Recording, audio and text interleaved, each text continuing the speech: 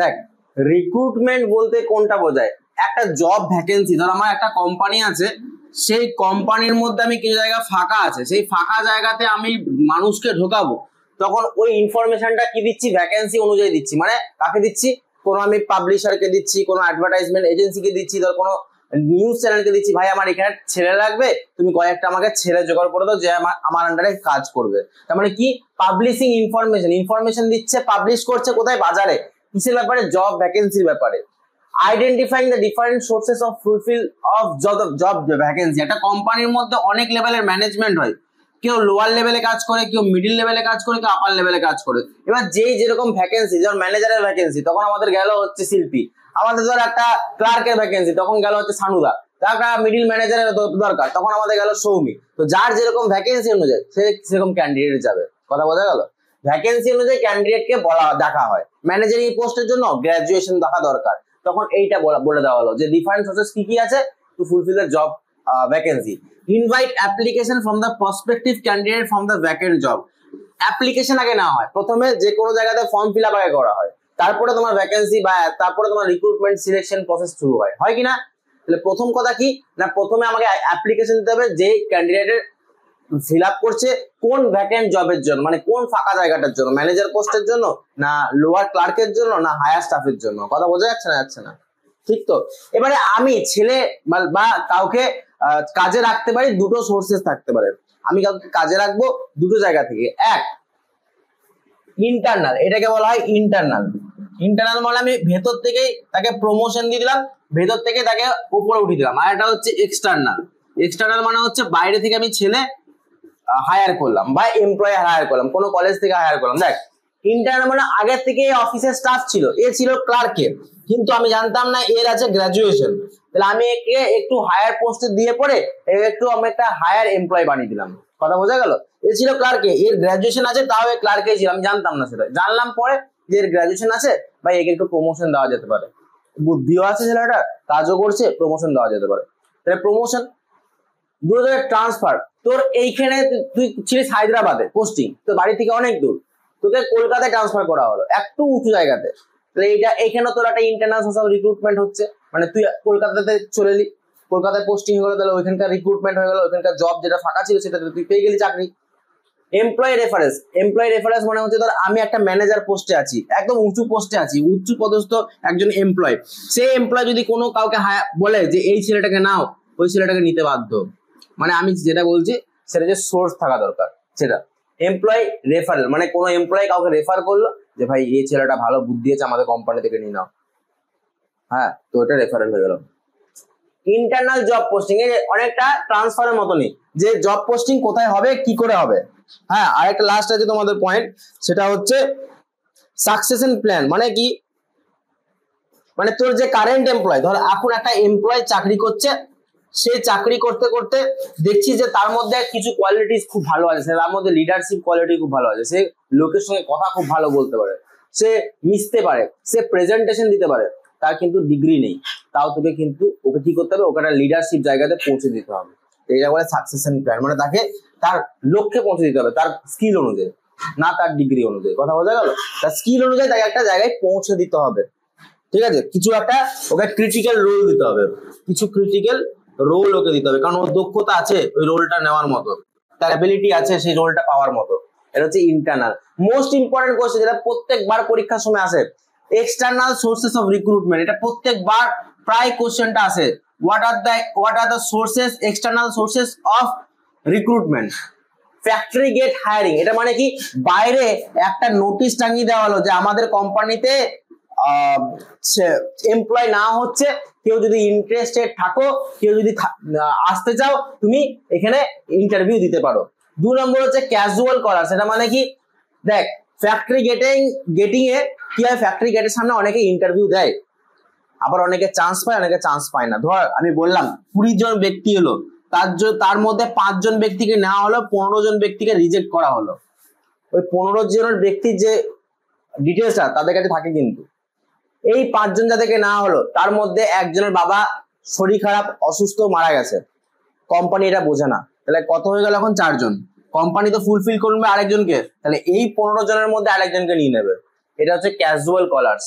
Collars মানে যারা reject হয়েছিল তাদের মনে হচ্ছে যে পরে গিয়ে পরে ইন্ডিয়ান আইডল থেকে রিজেক্ট করে দেয়, তার মানে হ্যাঁ হ্যাঁ আপ আচ্ছা গা রে থে, আ যাও বলো না এরকম। তো এরকমই রিজেক্ট হয়ে গেছিল ফার্স্ট, তারপরে ওকে আবার অ্যাকসেপ্ট করলো। ঠিক আছে, এটা কিন্তু খুব ইম্পর্টেন্ট ক্যাজুয়াল কলার্স। 3 নম্বর হচ্ছে অ্যাডভার্টাইজমেন্ট। অ্যাডভার্টাইজমেন্ট মানে কি, যেখানে যে কোনো অ্যাড থেকে, নিউজ চ্যানেলের অ্যাড হতে পারে, খবরের কাগজের অ্যাড হতে পারে, ওই অ্যাড থেকে তুই জানতে পেরেছিস যে কাজের সূত্র আছে, সেই অ্যাড দেখে তুই গেছিস। কথা বোঝা গেল? বুঝতে পারছিস কথা? বলো।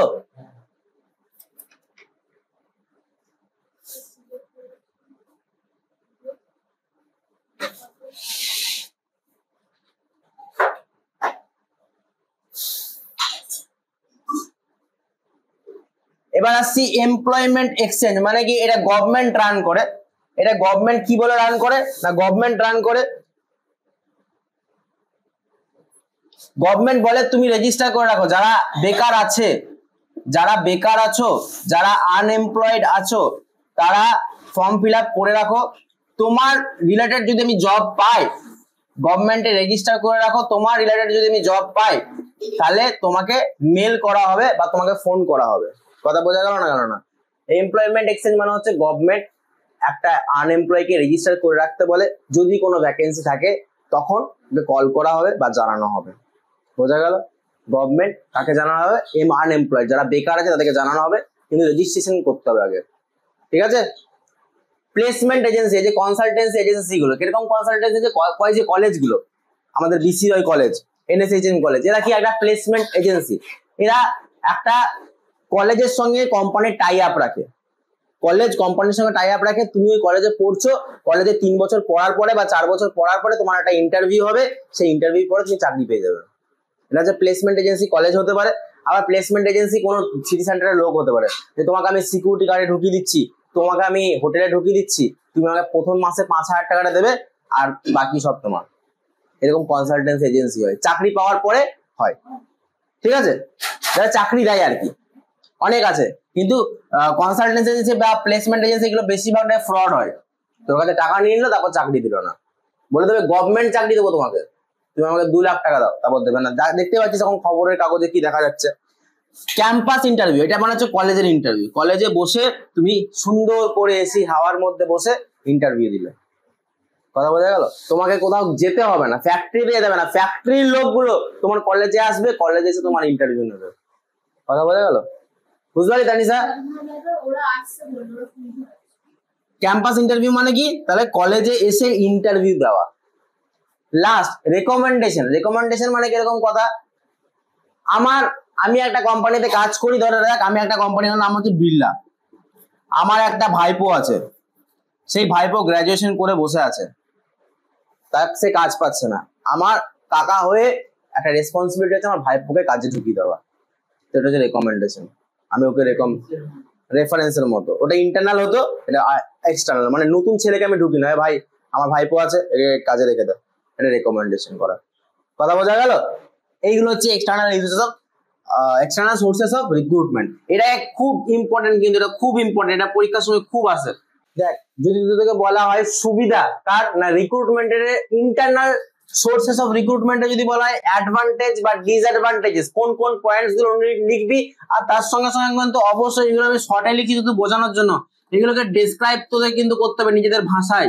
তোরা যত সুন্দর করে ডেসক্রাইব করবি তত তোরা নাম্বার পাবি। আর একটা কথা, বিজনেস স্টাডিজে কোনো কারোর নোটস হয় না, বিজনেস স্টাডিজে যার যত বানানোর দক্ষতা আছে সে তত ভালো নাম্বার পাবি। তাই নিজেদের রাইটিং স্কিলটাকে ডেভেলপ কর। কথা বোঝা গেল? রাইটিং স্কিল ডেভেলপ না হলে তুই কিন্তু বিজনেস স্টাডিজে নাম্বার পাওয়া যাবে না।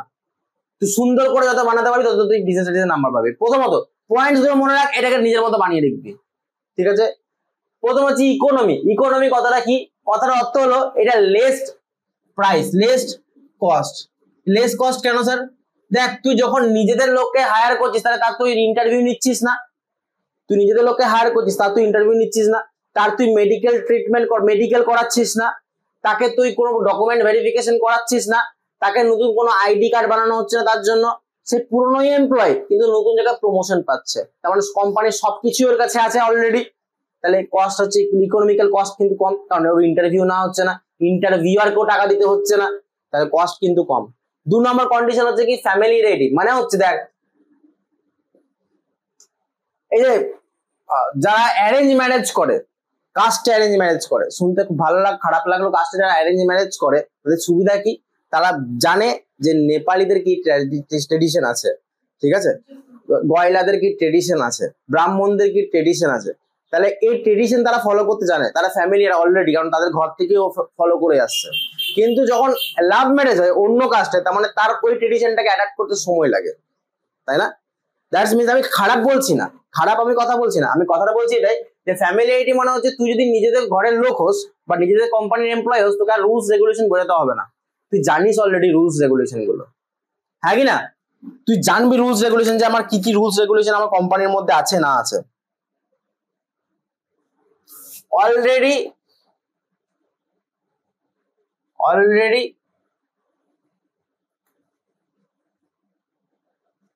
নো অ্যাবাউট রুলস, তুমি রুলস এর ব্যাপারে জ্ঞানী আছো, কারণ তুমি জানো ওই কোম্পানি তুমি ছিলে অলরেডি, তাই না?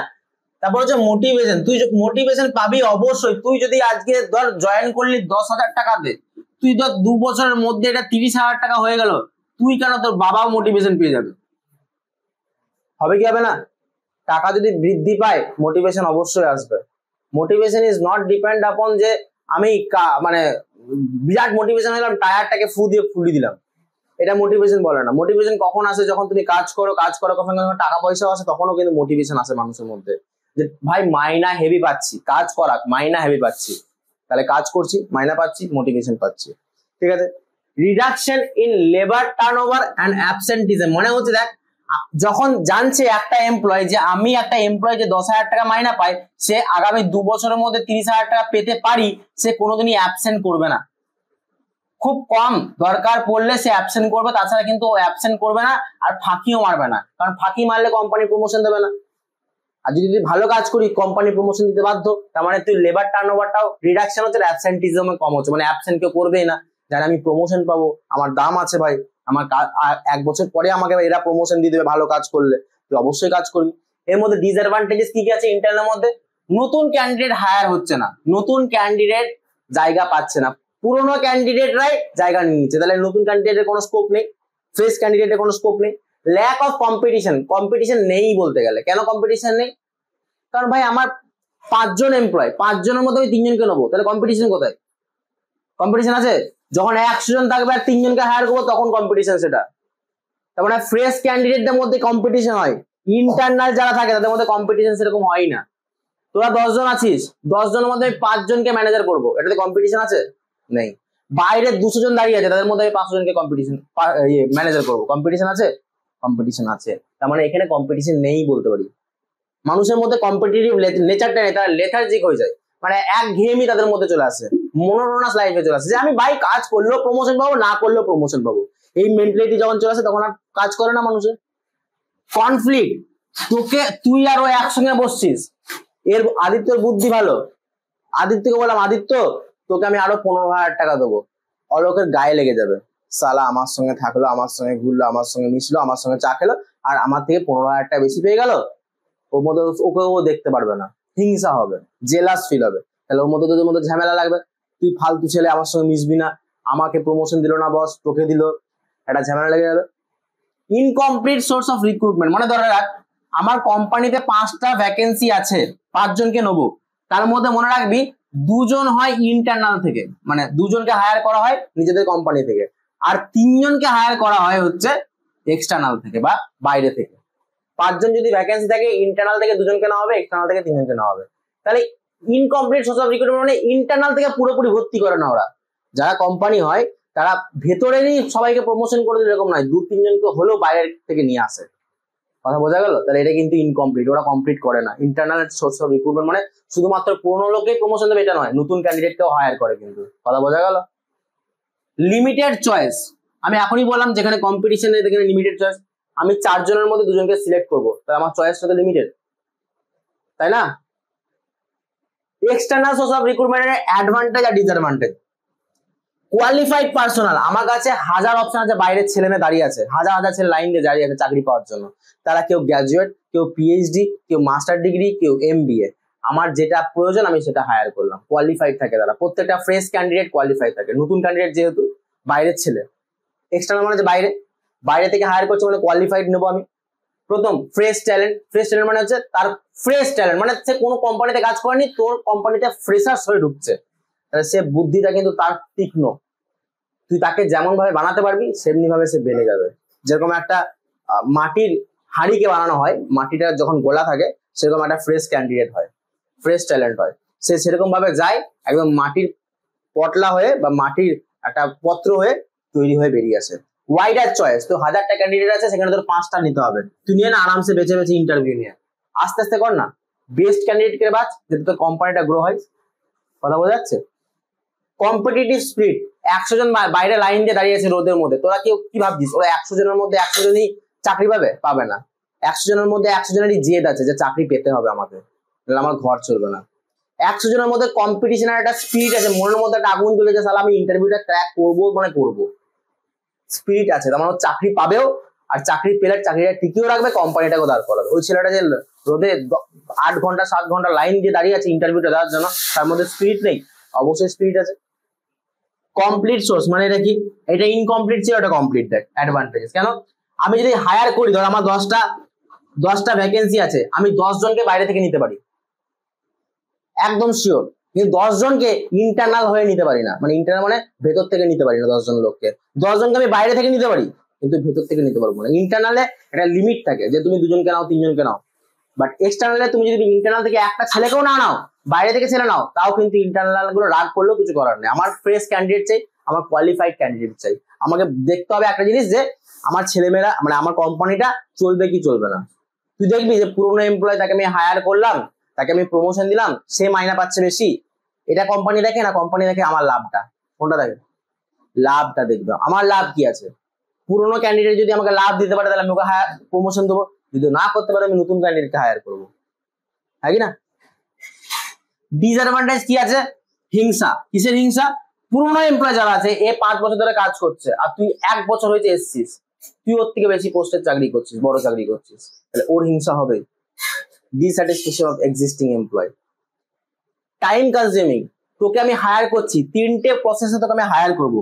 এক, তোর আমি রিটেন নেবো, তোর আমি পার্সোনাল পিআই নেবো, তারপরে তোর আমি এমআই ম্যানেজারাল ইন্টারভিউ নেবো, তারপরে তোর আমি ডকুমেন্ট ভেরিফিকেশন করবো। তার মানে তোকে এতগুলো প্রসেস দিয়ে যেতে হবে। It's time consuming, more than 3 month or 4 month will take. কথা বোঝা গেল? তাহলে এটা সময়ের ব্যতীত হচ্ছে। 3 নম্বর কথা, এক্সপেন্সিভ মেথড। রিটেন নেওয়ার জন্য আমাকে তৈরি করতে হবে কোশ্চেন পেপার, কোশ্চেন সেট একজন তৈরি করবে। পার্সোনাল ইন্টারভিউর জন্য একটা ইন্টারভিউয়ার আসবে যে ওর ইন্টারভিউটা নেবে। ম্যানেজারাল ইন্টারভিউর জন্য আমি ডাকবো, ওকে ইন্টারভিউ নেবো। ডকুমেন্ট ভেরিফিকেশনের জন্য আবার অন্য লোক আছে, তাদেরকে হায়ার করা, তাদের জন্য ওকে হায়ার করা, প্রচুর এক্সপেন্সিভ মেথড। বাইরে থেকে ছেলে না মানে অনেক এক্সপেন্সিভ মেথড। তাকে তৈরি করা, তাকে একটা ল্যাপটপ দেওয়া। কথা বোঝা যাচ্ছে? এইটা হচ্ছে এক্সটার্নাল সোর্স অফ রিক্রুটমেন্টের ডিসঅ্যাডভান্টেজেস। সিলেকশন কি বলে? যে মোস্ট সুইটেবল ক্যান্ডিডেট, যে বেস্ট ক্যান্ডিডেট, তোদের মধ্যে যারা বেস্ট আমার ইন্টারভিউ দিবি তাদেরকে আমি সিলেক্ট করবো, হ্যাঁ কি না? বল, কথা বল। আমি কি সবাইকেই নিয়ে নেবো না, আমি দেখবো যে আমার কোম্পানির মধ্যে বেস্ট ছেলে মেয়ে কে আছে তাকে আমি সিলেক্ট করবো, তাছাড়া আমি কিন্তু নেবো না। তার মানে এটা একটা নেগেটিভ প্রসেসে দাঁড়াচ্ছে। তুকে সিলেক্ট করছি, বাকিরা কিন্তু রিজেক্ট হয়ে যাচ্ছে, তাহলে এটা নেগেটিভ হচ্ছে কিনা বুঝতে পারছিস অভিলাষ? নেগেটিভ কেন? কারণ আমি একজনকে সিলেক্ট করছি, বাকি জন বাদ, তাহলে নেগেটিভ হয়ে যাচ্ছে না বেটা? Negative process. এটা selecting the most suitable candidate for applied who applied for a job. যারা আনসুইটেবল ক্যান্ডিডেট আছে তারা ইমিডিয়েটলি রিজেক্ট হয়ে যাবে। কেন? আমি সুইটেবল ক্যান্ডিডেটকে বেছে নিচ্ছি বলে, to identify the suitable candidate. আচ্ছা, এরপরে স্টেপ কি হয়? সিলেকশনের স্টেপ কি হয়? আমি এখনই বললাম তোকে, একটা প্রিলিমিনারি ইয়ে হয়, যেটা রিটেন টেস্ট, হয় প্রিলিমিনারি, একটা রিটেন টেস্ট হয়, তারপর একটা সিলেকশন টেস্ট হয়, মানে সাইকোমেট্রিক টেস্ট, যেটাকে বলা হয় সাইকোমেট্রিক টেস্ট। কিরকম বোঝা যায়? রিজনিং থাকবে, তারপরে অ্যাপটিটিউড থাকবে, এগুলো থাকবে। ইন্টারভিউ মানে তোর মৌখিক, তোকে জিজ্ঞেস করবে, তারপর হবে মেডিকেল, তুই শারীরিক ভাবে ঠিক আছিস কিনা, তুই সুস্থ কিনা সেটা দেখবে। তারপর ব্যাকগ্রাউন্ড ভেরিফিকেশন, তুই কোথা থেকে বিলং করিস, তুই একটা দিস আধার কার্ডের অ্যাড্রেস, যে আমি থাকি হচ্ছে শ্যামবাজার, অ্যাড্রেস দিয়েছিস, কিন্তু শ্যামবাজারে ওই অ্যাড্রেসে কেউ থাকেই না। ব্যাকগ্রাউন্ড ভেরিফিকেশন ওরা করবে, তোর বাড়িতে আসবে, দেখবে যে তুই ওইখানে থাকিস কিনা, তোর ওইখানে ল্যাপটপ পাঠাবে, তো সব ভেরিফিকেশন করবে। তারপরে দেখবে যে তোর সিলেকশন ডিসিশন। ব্যাকগ্রাউন্ড ভেরিফিকেশন শুধুমাত্র জায়গা দেখবে না, ব্যাকগ্রাউন্ড ভেরিফিকেশন কি দেখবে, তুই যে মাধ্যমিক পাস সার্টিফিকেটটা দিয়েছিস সেটা অরিজিনাল না ডুপ্লিকেট, তুই যে উচ্চ মাধ্যমিক সার্টিফিকেটটা দিয়েছিস সেটা অরিজিনাল না ডুপ্লিকেট, মিলে সব দেখবে নেটে সার্চ করে। সিলেকশন তারপরে করবে যে হ্যাঁ সব এই ডকুমেন্ট ঠিক আছে ভাই, তুমি এবার সিলেক্টেড, তোমাকে আমি একটা অ্যাপয়েন্টমেন্ট লেটার দিচ্ছি। লাস্ট তোকে জব অফার দেবে, এই যে তুমি সিলেক্ট হয়ে গেলে এই তোমার প্যাকেজ 2 লাখ টাকা পাবে পার মান্থ, তুমি করতে চাও কাজ, তখন তোরা বললি হ্যাঁ আমি দাদা করতে চাই, জব অফার দিল। তারপর লাস্ট হবে কন্ট্রাক্ট, তুমি কত বছরের জন্য কন্ট্রাক্ট করে কাজ করতে চাও। কন্ট্রাক্ট বিনা কন্ট্রাক্টেও কাজ হয়, আবার কন্ট্রাক্ট নিয়েও কাজ হয়। কথা বোঝা গেল?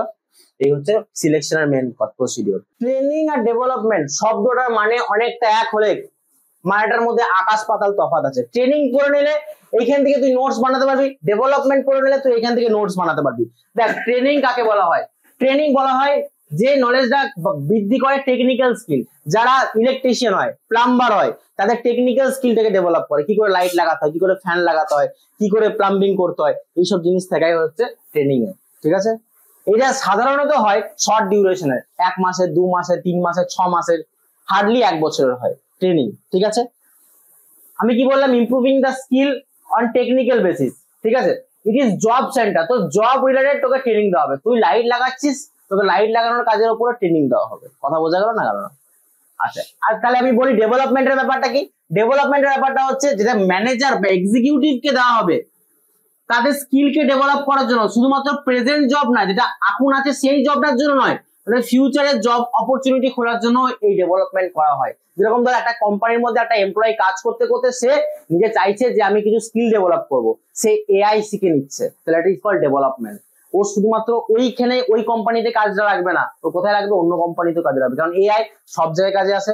তাহলে এআই ও শিখে নিচ্ছে, তার মানে কোনো ম্যানেজার বা কোনো এক্সিকিউটিভ অন্য কোনো স্কিল শিখছে। ঠিক আছে, 2 নম্বর পয়েন্ট, এটা জব সেন্টার বললাম, মানে কাজের সূত্রে কেউ যদি লাইট লাগানো কাজ করে সে লাইট লাগাবে, সে এসি লাগানোর কাজ শিখবে না। আর ডেভেলপমেন্ট মানে it is career centre, AI শিখে নিলে তুই যে কোনো কাজ করতে পারবি in this present world, IT জানলে। ঠিক আছে, it is প্রাইমারলি for non managerial personal, তার মানে আমি এখনই বললাম ক্লার্ক, ইলেকট্রিশিয়ান, এদের জন্য এইটা ট্রেনিংটা ডেভেলপ করা হয়। আর it is for mainly for managerial personal, manager পার্সনের মধ্যে কারা কারা পারবে, ম্যানেজার পরে এক্সিকিউটিভরা পড়ে। It is give knowledge about technical skill, আমি এখনই বললাম কি করে লাইট লাগাতে হয়, কি করে তার লাগাতে হয়, কি করে ফ্যান লাগাতে হয়, যারা আইটিআই করছে তারা ট্রেনিংটা করছে। কথা বোঝা গেল? আর ডেভেলপমেন্ট কারা করছে, it is mainly give the knowledge about human and conceptual skill. Human and conceptual skill মানে হচ্ছে এটা, ধর আমি ম্যানেজার, আমি তোর আর ওর মধ্যে ঝামেলা লেগেছে, আমি ঝামেলাটাকে সর্ট আউট করতে পারছি না, তাহলে আমি কিসের ম্যানেজার ভাই? আমার ম্যানেজার কোয়ালিফিকেশনের ডিগ্রি জলে ভাসি দাও।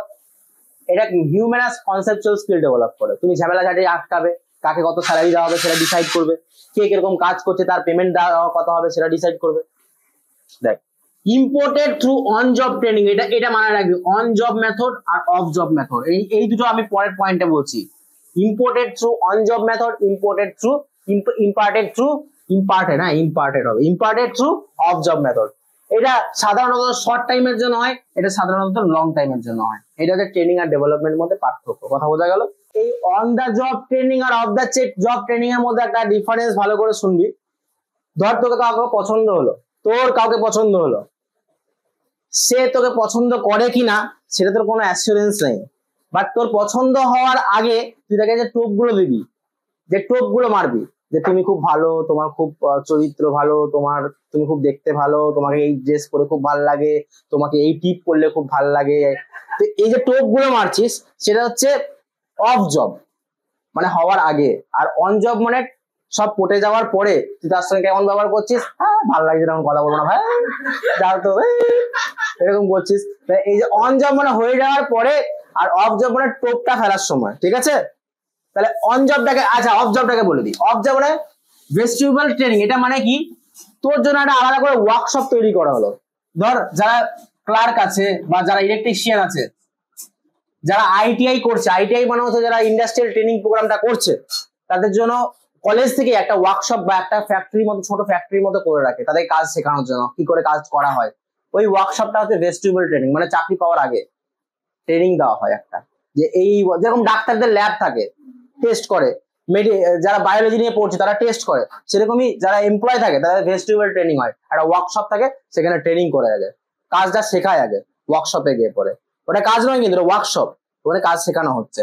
ক্লাসরুম লেকচার্স মানে এই যে যেটা দিচ্ছি, ফিল্ম, ছোট ছোট শর্ট ফিল্ম দেখানো হয় যে কাজটা এমনি করে ওয়েল্ডিং করতে হয়, এরকম করে তার লাগাতে হয়, এবার তুই নেগেটিভের জায়গায় পজিটিভ লাগিয়ে দিচ্ছিস, পজিটিভের জায়গায় নেগেটিভ লাগিয়ে দিচ্ছিস, দুম করে ব্লাস্ট করে গেছে, তাহলে তোকে সবকিছুকে ফিল্ম দেখে জানানো হবে। কেস বেস স্টাডি, তোকে কেস বেস স্টাডি দেওয়া হবে যে ভাই কারেন্ট চলে গেলে তুমি ইমিডিয়েটলি কি করবে, কারেন্ট থাকলে তুমি কি করবে, কারেন্টটা ধরো তোমার হচ্ছে ওটা কি বলে হালকা হালকা করে চলে, লো ভোল্টেজ হলে কি হবে, তো এই কেস বেস স্টাডি গুলো তোকে দেওয়া হবে।